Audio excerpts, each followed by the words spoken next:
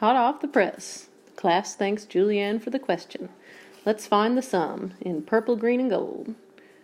Notice these couples, 36 and 107. If you add 36 and 107, that sum is 143. Well, there will be more such pairs. Take a look. 37 plus 106, that sum is 143. All of these pairs from the outer ends will make sums of 143. So the question is, how many pairs have we got? Take the greater number, subtract the smaller number, or really greatest and smallest.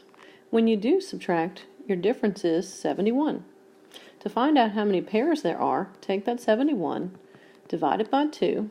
That quotient is 35 and a half. We're not going to have 35 and a half pairs. Round it up. Call it 36 pairs. 36 pairs of what?